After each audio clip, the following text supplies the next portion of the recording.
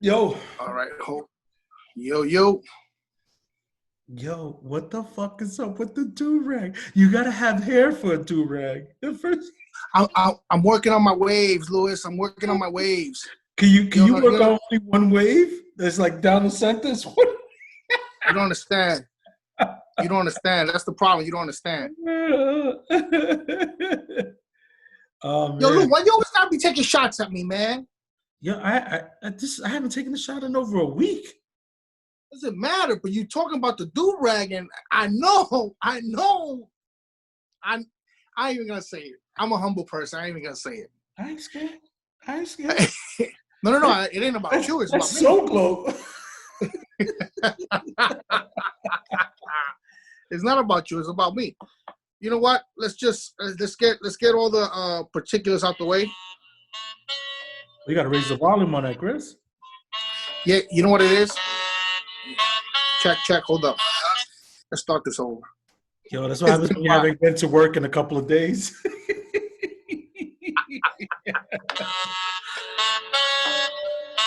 know what it is?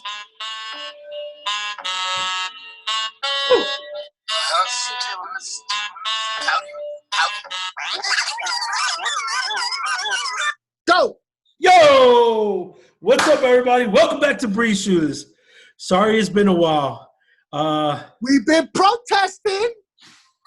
Yes! Black Lives Matter. For real.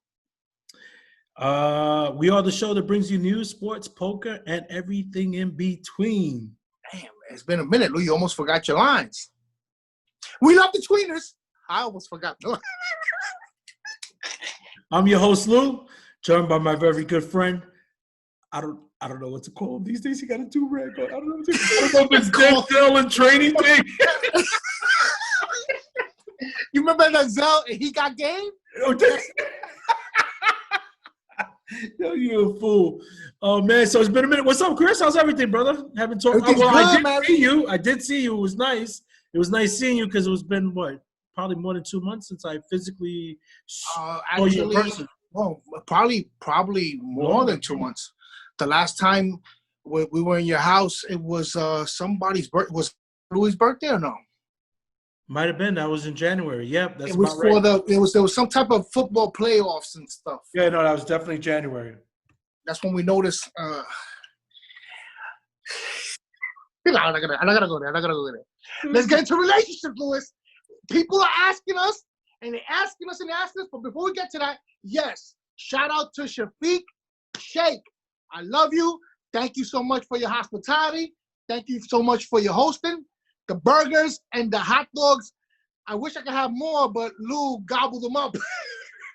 Yo, fucker. I only ate a burger and a dog. Hey, Sheikh, and I wasn't gonna bring this to the airwaves, Sheikh, but so we hung out Saturday, right? Was that Saturday or Friday night? Friday or Saturday? No, it was Friday night. Saturday morning, I get a phone call from Shafiq. He goes, "Yo, Lou, do you guys take my china?" I said, No, I didn't touch your china. It was plastic. I said, "Yo, you didn't pat down Chris, right?" I said, "Yo, when he comes, I pat him down before he gets in and before he leaves, because this motherfucker will steal something." So Sheikh is missing some authentic Arabian silverware. Saudi Arabia. That's the good stuff. And the black market shit is worth a lot of money, man. But back to what Chris said. Today we're gonna deep dive into relationships. Chris has the do-rag on because this is what a relationship guru looks like. He's supposed to have a little salt and pepper on the beard, and he has to have a do-rag. And of course, he has the glasses to show that he's distinguished. So what I did was I surveillanced our listeners, and I said, "Hey, give me some questions to ask the guru." So the relationship guru today is ready for some of your questions. Are you ready, Guru? I'm ready. Also, we also need to. I don't want to go ahead because go ahead. I'm following your lead. We've been throwing this around for quite some time, but just me and Lou in post production meetings. But it was brought up to us that a lot of people are asking, yo, when you gonna talk about relationships? So I said, you know what, this might be, Lou, we might go deep. We might go deep, so this might have to be a two-parter. Like, we're gonna have to do one part today, and whenever part two. No. Listen, we'll let you steer the conversation how it goes. All right, I'm gonna start off with a softball. Ready? Go ahead. A beach ball, actually. Throw it up there. Christian, what does a healthy relationship look like? Okay. A healthy relationship. You want me like to this? Just a general healthy relationship in your eyes. What does it look like? All right. Well, you don't want me to show you a picture. You want me to describe to you. There you go. Describe. All right. Because I want to make sure. If you're walking down the block, on your right side you see a couple, and on the left side you see a couple. What's your gauge to say, hey, that's a healthy relationship? That's not a healthy relationship. The first thing I like that you're talking about the streets, because the first thing that I'm gonna notice is where is the man and where is the woman regarding how they're walking in the street. That's that whole right left stuff. Exactly. Okay. So break that down for our young listeners. Well, the man, the idea of why am I going to look at this is because the woman's always supposed to be on the inside of the curb, and the man on the outside. So basically, if we're moving forward, the man is always on the right and the woman's always on the left, protecting, because the idea is to protect her from traffic, and that's the idea. From a drive-by. So we're not in Compton. We're in Brooklyn. West Side. So basically, that's the first thing I'm gonna look at. Okay. Second thing I'm gonna look at their facial expressions, their mannerisms, their body language. Okay.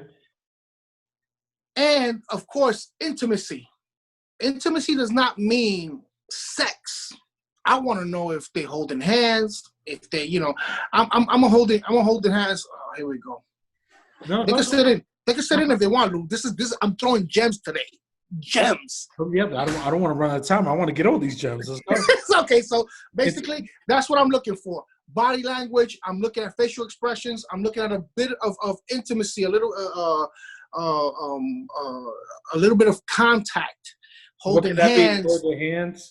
Holding hands. Yeah, holding hands.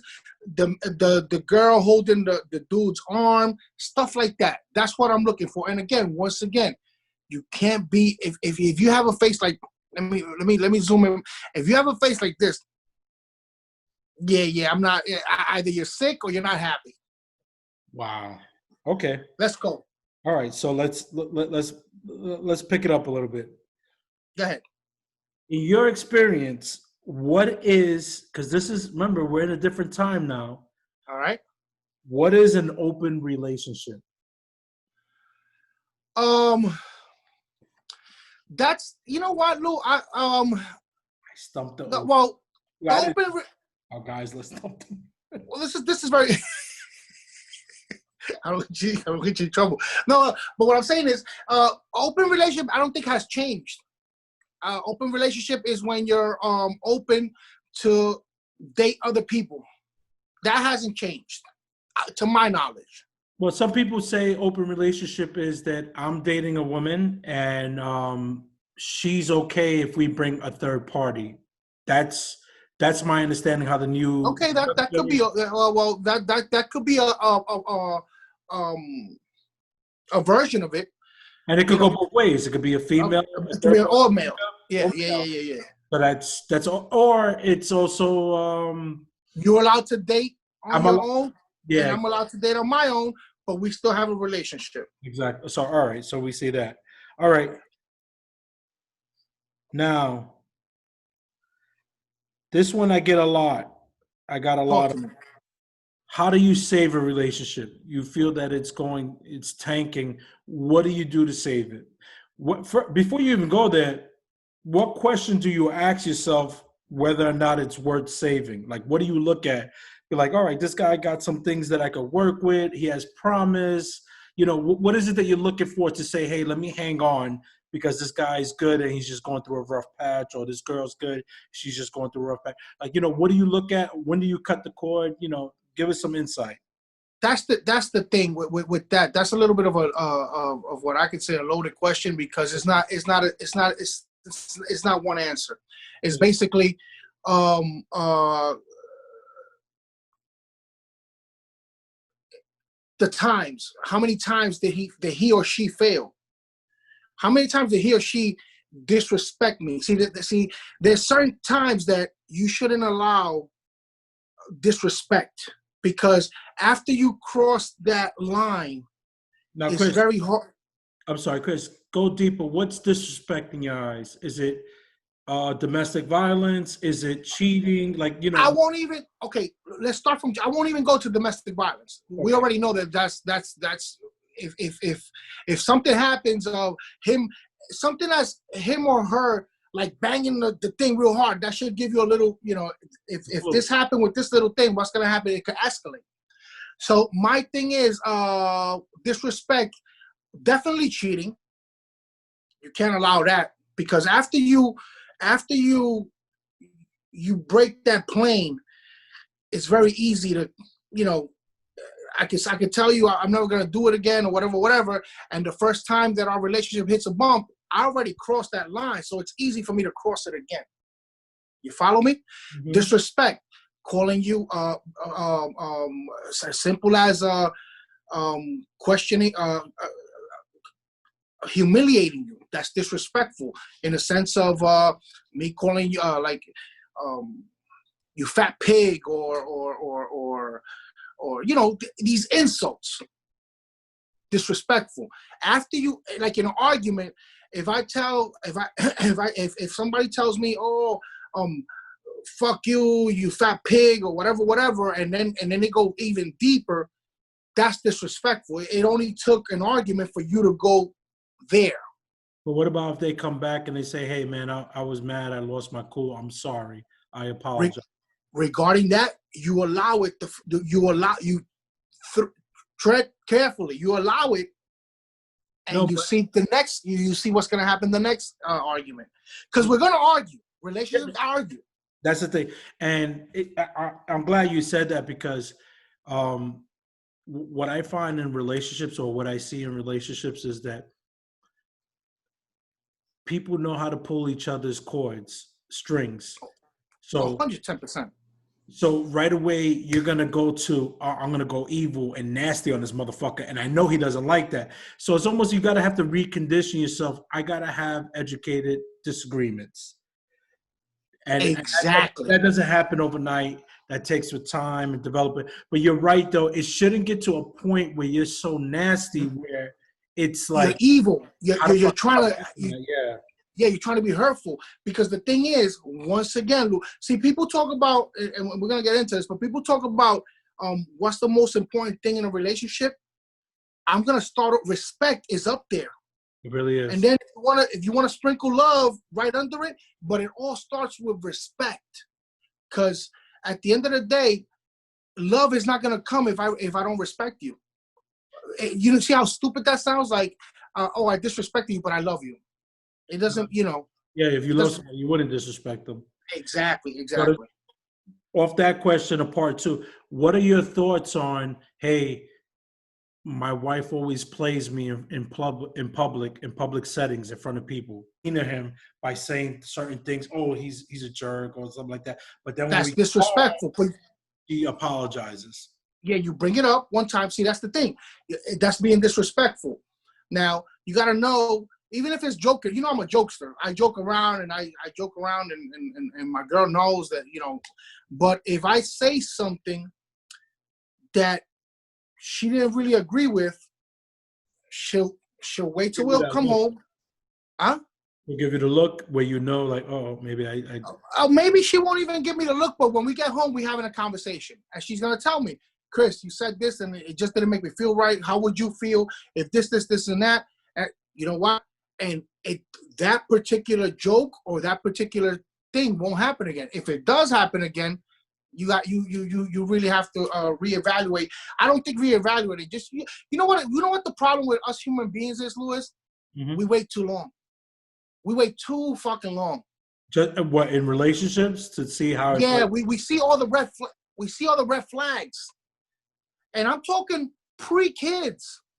I'm talking about pre-marriage. I'm talking about what is it when the fiance thing? Pre-engagement. Yeah.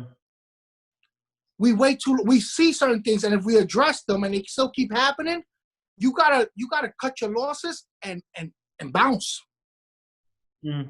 It's that simple. But regarding being played out in public, you have that conversation. If it happens again, he or she is not gonna change. Then you gotta make a decision. So Chris is giving some strong advice here, guys. This is a good one. I got this one the other day. How do you build trust in a relationship? Now, let me add a little extra to that. Maybe the person you hooked up with has a little bit of history. Dated several people within the neighborhood, and you like her, but you're feeling a little insecure because she has history. How do you develop that trust? Because that happens, No, it happens, and it's funny because I could put myself in a situation, not because I'm a girl, but because of me. I come on here and I speak about my past freely. Mm-hmm. I speak about me being unfaithful. I speak about me getting slapped for being unfaithful. I speak about all my adventures. We call that the Holyfield. I still can't hear good from my right ear. But when you're gonna go into a relationship, Lou, believe it or not, trust comes with time, but you cannot base that trust on her or his past. Gotcha. But there's a lot of insecure guys, and a lot, yeah. And I see insecurity that messes up relationships because what it is because they might want to hold it over a woman's head that, hey, when you were young, you were very promiscuous. And that's the thought that's in the back of my head, not knowing that this person has evolved, is looking for something serious. That's no longer her lifestyle. So what gems can you share to a young guy to let him know, hey, this is how I evaluate whether or not this person is trustworthy for me? This is a simple one. From when I met, from when I not when I met you, because you probably know that he or she from back in the day. But mm-hmm. since we started a relationship, mm-hmm. I'm gonna start. That's where I start. I don't want to use the word judging. That's when I start formulating my opinion. How is she with me now that we're together in a relationship? That's very simple. You don't judge the past. We all have past, and none of us are perfect. The person who tells me is perfect, I'm gonna laugh in his face or her face. We're not perfect. We all have a past. Some of them smaller or bigger, but we have past. That question came in from my boy John, who's dating a stripper now. So I hope that advice works for you, John. We'll see how it goes. We'll check back in with you. There's exceptions. No. Just fucking around. If John met her as a stripper, and he fell in love with her like that, and she's loyal and he respects her craft, there's nothing wrong with that. Nothing wrong with that at all. But John got to be a mentally strong person. Yeah. That's just the way it is. This next question, Chris, came in, but I can't help but think of conversations we had in the past about how do you change your Facebook status on Facebook? And we just, the status on Facebook, because I know it came up a couple of times with people that we know that they might be in between, or they, the thoughts or intentions are not the same. They're not aligned. Both parties they're not on the same page, whether they're together or whether they're in kind of like cool down mode. Wait a minute. Okay. So again, together. Okay, we're starting a relationship. No, no, no. That's the. You're in a relationship. You hit a rough patch, and it's like, all right, this is a cool down moment for us. So the question is, did we break up? we took a break. So that's the thing. This is a man's perspective. He's trying to understand. I Yeah, guess I won't. the I woman would. said, hey, take a break. But the man wants to know, how do I update my Facebook status now? Do I put I'm single, or but I See. That's still the like thing. this girl. I still like her, but she obviously needs a minute to cool off because maybe I was going out too much, and she's reevaluating. What do I do? See, there you go. Taking a break doesn't mean breaking up. So you don't change your Facebook status. Now, First Chris, of all, let me say something. go ahead. Go Go ahead. ahead. Let me say something. You gotta clearly identify that hey, what the terms of breakup mean. Because I think a lot of people take it for granted. Hey, I'm broken up, so I'm gonna run and hook up with whoever I could, and then when you're ready to get back together, I'll just resume. Does it have to be spelled out? What it means? It's a slippery slope because a break does not mean breakup, unless that's how you want to take it, and you do what you just said. You know what? While she gets her mind together, or we come back from the break, I'm gonna go do me. But I'm telling you, because it's funny, because I used to think a break. Let's take a break. All right, it's a breakup. I'm gonna go do me, whatever. And that's what I'm thinking too. Because if you're gonna break, you're breaking. Yeah, but that's the thing. A break, taking a break from the relationship to reevaluate. Now, also, see, there's a lot of parts to it. Taking a break in a relationship, it's not a breakup. Now, how long are we gonna take that break for? But Chris, if a young lady tells me, "Hey, Lou, we need to take a break," all right, cool, do you? You see that do you thing? That's a big word, big phrase. But I made it clear. You want to take a break? All right, you do you. Obviously, I'm going to do me. Okay, but you said it though. But that's what I was getting back. Do you need to clarify the boundaries of the relationship? Like, I believe what so. does a break mean for her, or what does a break mean for him? I believe so. I believe to be if you really care about the situation, about the relationship, to be super clear. Listen, is this a break? Does this mean you're gonna? But it's rare that the person will tell you the truth. Does this mean that you're gonna start seeing other people, or are we just taking a break from us to see, just to reevaluate the situation and come back? It's good to be clear.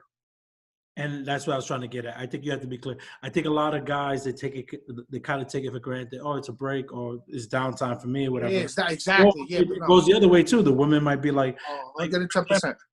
For like example, the relationship now that we got the question on, the girl was going away to college, and the boyfriend is locally at college. She's going away to college, so she wanted to take a break. So me, naturally, I'm thinking. So it wasn't that they had issues. It was just that they're going to be away. So yeah, but it wasn't because they had issues. It was just because they were going to be away. So that's okay. So yeah, see that right there. She's going to do her. You're going to do yourself. No, but that's the thing. I don't think the young man asks those questions, and I think it's important that you ask those questions so there's no misunderstanding. It's never too late. It's never too late. You still have a phone number. Ask the question. You still have an email. Maybe that's if she picks up. She might be having fun. All right, Chris, we're going to get a little deep here. Go ahead. How do you save your relationship if it's going down the drain? You love this girl, Chris. You love her. You might have a child with her. How do you save it? What do you do to save it? That's first thing I'm gonna tell you is a two-way street. Mm-hmm. So you can have all the love in the world, but if that love is not reciprocated, then you're not saving nothing. Don't save nothing. It's not worth saving.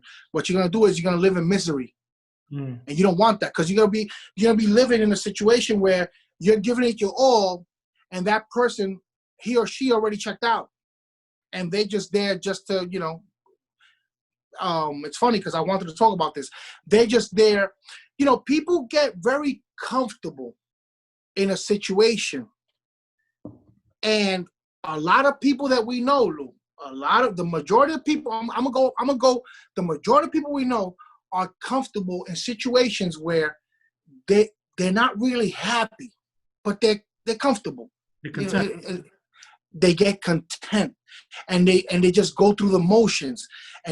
But you know, life, as we all know, and this pandemic that we're going through, tomorrow's not promised. So I refuse to spend the day with a person that I'm not happy with. So it's a two-way street. You have to see. You both have to work at it. You both have to sit down. You have to have that conversation. Do you want to make this work? And then you have to not only the communication. You have to see what she's doing to better the situation. What is he doing to better the situation? And from there, you move on. What about when the children are involved? That's a tough one, you know? Okay.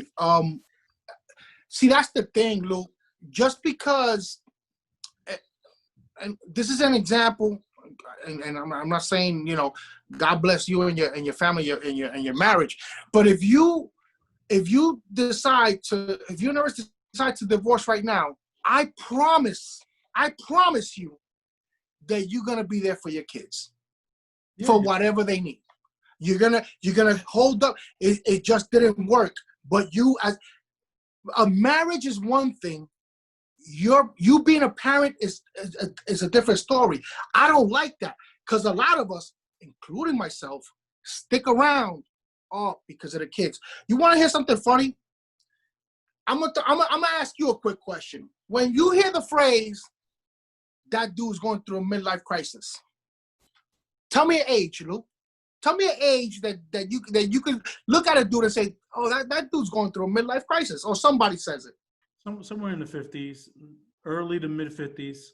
Okay.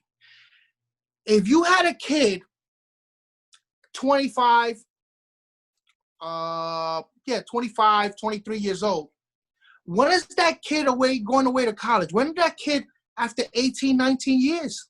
Yeah. So you finally, after you're done with your responsibilities as a parent, you get to breathe. I'm gonna go out there and I'm gonna do me because I already did what.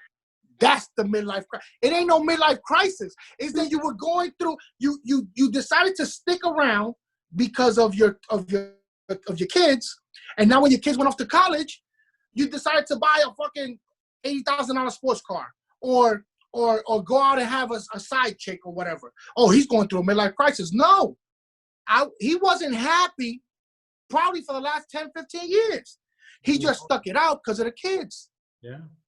But that's wrong because the kids pick up on this. And you could still, like I said, I put you as an example. I'll bet my head that if that was the case with you, you're still gonna be you probably be a better father. Not that you're a bad father now, but you'll be paying more attention to your kids because you don't have them 24/7. Via Zoom. Kids, we got a quarantine. I can't go today. I'm sorry, I'm in Brazil.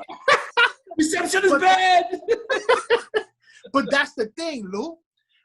And it happens with and I know you have more questions for me, but I want to try to get this in. The main problem that we as minority have, and I'm talking about Puerto Ricans. We marry we have kids at an early age. We marry at an early age. That's the biggest mistake a human being could do. And why is that, Chris? I'm gonna tell you right now. We like the heat. You better put a bag on it. You better put a bag on it. So what happens?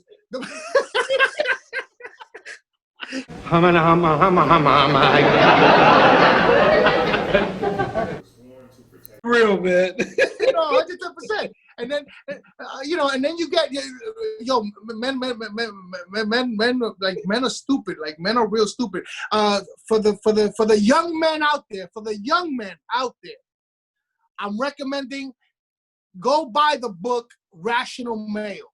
It's gonna give you a great perspective, and it's gonna give you the blueprint to what a young man should do to prepare himself for the right situation, the right relationship.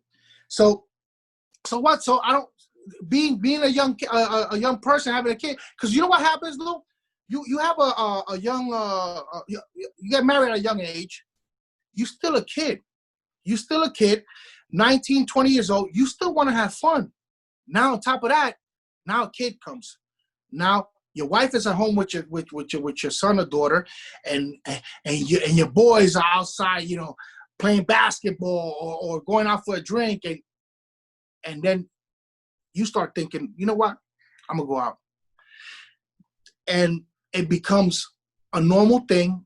And then now the wife and the mom, she's getting mad because she's stuck at home, and that's how shit breaks up. That's how shit goes downhill. So my advice to the young people: wait till you at least 20.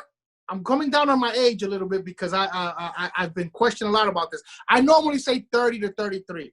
Now I'm gonna say 28 to 30 to start. And in that meantime, date, explore, see what type of person gels with you. There's a lot of types of people out there. Go ahead, Lou. I see you go ahead. I just got to interject on this point for 1 second. With Chris's advice is not bad. I kind of agree with that. I think I know with women they have the clock that they're trying to get settled at a certain age. At 28, at 30, you still could pop off a few kids. No, but understand though, you could meet your soulmate early, 21, 22. However, you have to evaluate your relationship, and you have to be confident in your relationship where you guys could grow together. I should be able to go to a club with my boys and my girl and feel comfortable, because essentially, what is a soulmate? She is supposed to be your best friend, right? Yeah. So if I could go chill with my buddies, she should be able to come with too, and I shouldn't feel like I'm being judged. I should feel like we're just having a good night, and she's vibing off the same way I'm vibing off my friends. Now, women, don't get that twisted. I don't want you at every event, because men do need their space. And women need that space too. It's a happy balance. You got to understand, as a woman, I got to let him be him, and he got to let me be me. It can't just be one-sided where he's always going out and I'm stuck with the kids. If you're in a relationship like that, chances are that it's not a healthy relationship, and you need you time, because everybody naturally has to unwind. Exactly. So that's just to add on to Chris. But Chris's advice is right, though. If you could prolong having kids as long as possible into your late 20s, even your 30s, that's good, because that means that you're living life, you're traveling, you're meeting different people, and you're not stuck in one relationship. Exactly. And then you have your soulmate, or you had your soulmate, and you need to go back and rekindle that relationship. Yes. It's this relationship shit is simple, Lou. It's a simple, basic shit, but people are just stupid. It's not simple when you're in it. What happens is that you lose your vision. It's like having you have to think outside the box, and it's easier to do it when you're not in a relationship, because then, like you said, you can see all the angles. Like, whoa, this guy's the fuck up. I got another one from one of my boys, one of my homies. I love him to death. He says, how do I get out of a toxic relationship? Now, Chris, with that being said, remember, it could go both ways, because there are some women that can't escape their crazy ex-boyfriends. Hey, Jordan, we know this. So how do they get out of a toxic relationship? See, that question is like, you have the conversation and you just leave. If it's toxic and it's going to create, because when it's a toxic relationship, Lou, all that does is it keeps escalating. It keeps escalating, and what starts off as screaming and badgering is gonna escalate to spitting, smacking, kicking, stabbing. And well, your relationships are really fucking dangerous, man. Listen, sometimes you just gotta go in. You just gotta go in. So, but if you're in a toxic relationship and you already see, I'm not telling you just, oh, it's toxic, quit. Have the conversation. Listen, when this is happening and this just doesn't. Do you feel good? This is real. It's real. It's a beautiful thing. You ask them, do you feel good? Like in this, is this working for you? Does it work for you when we fight this much, or when we go at each other? Chances are she's gonna say no. No, but what about she says yes because she goes, the makeup sex is amazing. Then you need help. I'm out. Real, but you're gonna have sex first, then you're gonna leave. Oh, 110%. One last time for good. Yeah, Lou. As you always tell me, I'm very observant, right? I'm very I observe a lot, and that's something that's come with we play poker, and that's something that I pride myself on, and I just look at people, at situations, and Help me out. What is the number one sign that you have experienced that the person you're dating is absolutely batshit crazy? Got some crazy answers, literally and figuratively. But the number one thing, she goes through your phone. When people are supposed to be having a good time and they don't, then you have that gets me thinking. When every time you see a person, it doesn't matter if it's in a party, it's in a picture, and that person has a problem laughing, smiling. You don't have to be, but you could tell when the eyes, Chico, the eyes say it all. Exactly, and it's crazy, Lou. Funny stories, man. When your house is your safe haven. You go there. This is my house, my safe haven. There's a problem when you get out of work and a normal ride to your house will be a half hour, and you make sure it takes you an hour and a half because you just don't want to go home. That's not good. It's not good at all. And most marriages are like that. I'm being conservative. 75% of marriages are like that. I'm being conservative because I like to go higher. Really? That's kind of high. No. You know what the problem is, Lou? Uh-huh. These people, they're just going through emotions. Another thing that I want to say. If I ask you, Lou, when is a good time for you to propose? You're in a relationship. You started a relationship. When is a good time? And I'm looking for 3 months, 6 months, a year, 2 years, 10 years. When is the good time to propose, get married, move in together? Either get proposed out of the way. Get married, move in together, or get married. If I tell you what your answer would be, time frame wise. Truthfully, there's no time frame on that. It's on when you feel that you're ready for it. When you feel ready, you're wrong. No, man, I'm telling you.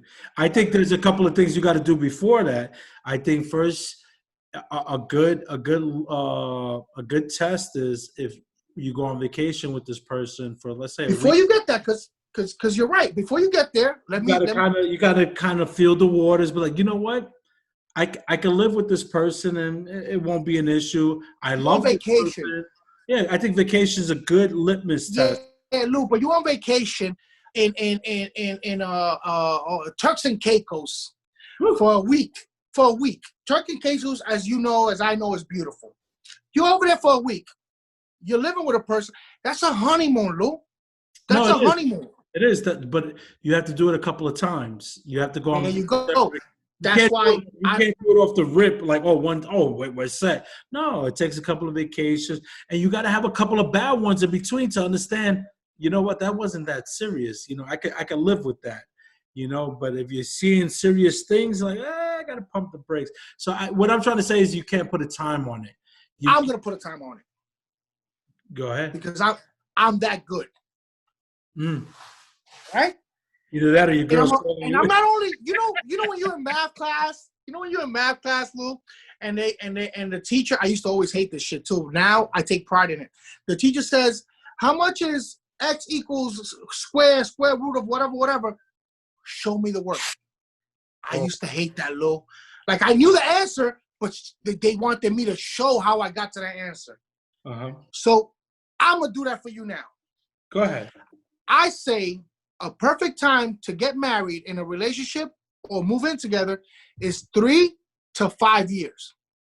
Wow, I'm going to show you it's not at all. I'm going to show you my work now. The first year, Lou, it's the honeymoon.